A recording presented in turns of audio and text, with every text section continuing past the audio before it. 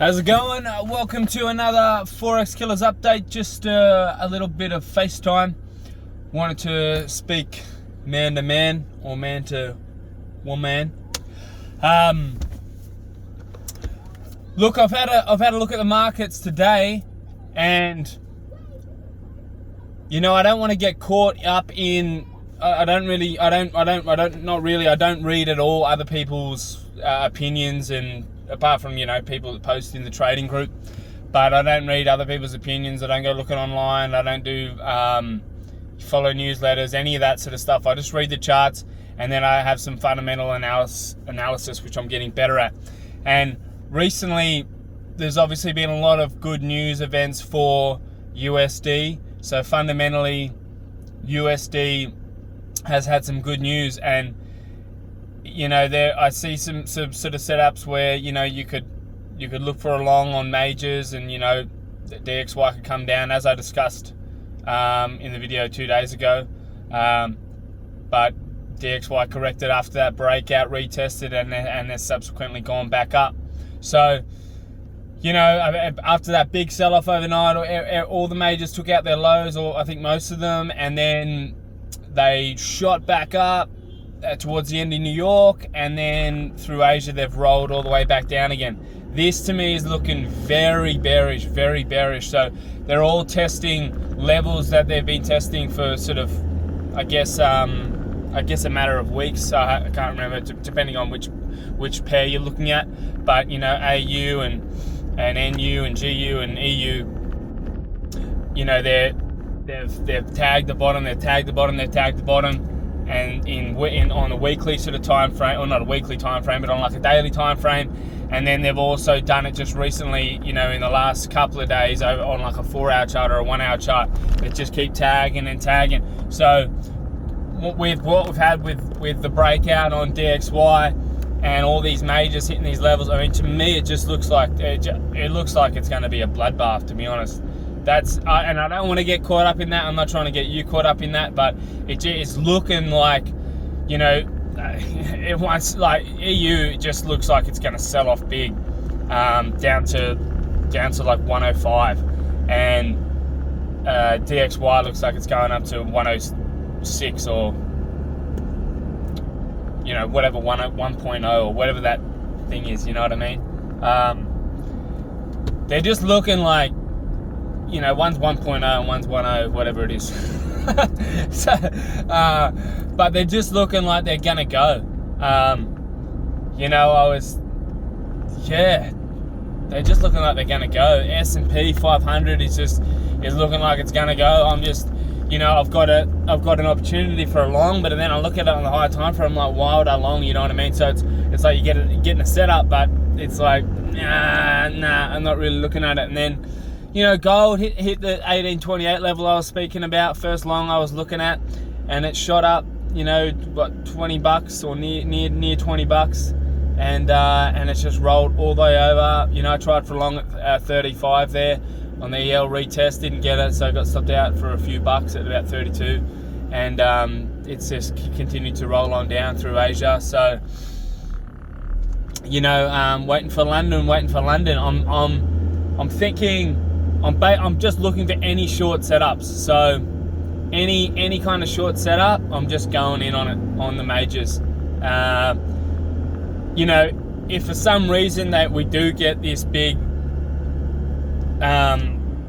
corrective move for one more, you know, sort of try to get the longs, trap the longs in, and stop some shorts out, then, you know, the way to just avoid getting hurt by that is just to have good risk management, right? So if you take your short setup, you've got to have a short setup, like an actual setup, and then if it gets invalidated, that short setup, then cut your loss, and then just take your next level. So if you've cut your loss where you were supposed to, then the next setup you get, you're not going to feel tentative to take that short, because, you know, you didn't lose more than you should have. Whereas if you hold on, and then the market keeps going, then that's when you cut it, and then that's when it rolls over, right? So just make sure you use good risk management.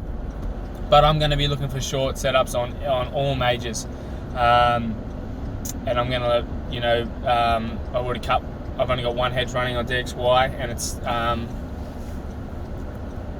it's pretty close to the top. It was the top last night, so it's pretty close there.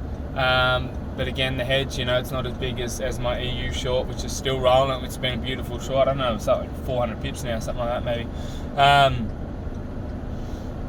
I cut my S&P short from last night from 55. So I cut that 41.55. I cut it at 41. Unfortunately, just working. I gotta take my profit. I don't like watching.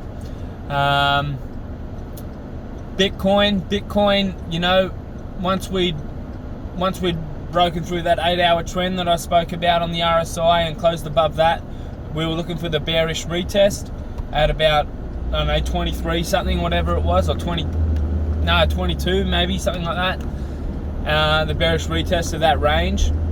But when it came up to that range, it had already broken well through the 8-hour RSI, so there was no sell setup per se on that bearish retest. So I spoke about offloading some Bitcoin in case it bearishly retested and then dumped. It didn't. So I held on to my Bitcoin. I said once it was there back at 24,000 at the local high, I said your next level that you're looking at for a short or to take profit on a long was the August highs, so 25.2 roughly. So, and we tagged that, we just took them out, and then we've dumped off that.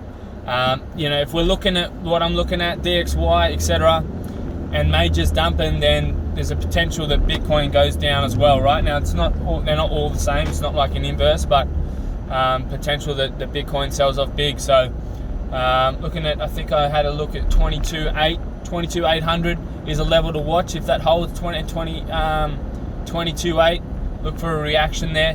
If it holds there, see what everything's doing, then you might be all right. But if it breaks that, downtown, in my opinion.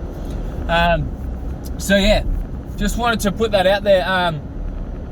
Not just shorting and not just chucking on massive lot sizes and putting in, ridiculous trades and over risking, because that's how you can wipe out profits. I'm up again this week. Everything's been going well. It was a bit slower, but last night and stuff really picked up. So I think I'm probably up around 70% on the year, and I'm looking to get 100 by the end of Feb. So if these trades on the majors play, should be able to hit that pretty easily. But because I'm looking at AU, I'm looking at some big drop, to be honest. Like, it broke out of a channel, and then it bearishly retested that channel, which was confluent with the major EL at that region as well. That was last London, which I posted in the Discord, and it dumped like 90 pips, came back up, and then it's just come back down again, right? So they're all going big in my opinion. UCAD's up 150 pips from where I posted. So there's a lot of trades going well, and I think, looking at the charts, it would be very foolish to try to long majors. Now, that's not to say that there can't be scalping opportunities, etc., but or even a bigger correction that has a decent amount of pips. Like, market makers can do what they want, but to take a long and hold it, very, very foolish. Not the thing to do. And I've just got to go off the charts. Not only the charts, but the fundamentals as well. So charts and fundamentals are just saying that majors are going down. They're going down, and I can see them and there's no big news tonight. So whether it's a slow trend down or we just start trending on down at a decent rate, what are we for a Friday? So we could go down another 100, 150 pips on majors throughout New York and London and New York. Anyway, I just wanted to get that out there because just looking after my peeps and just giving you my plan. All right, guys, pop a cap in that like button, share and subscribe, and leave a comment. Cheers.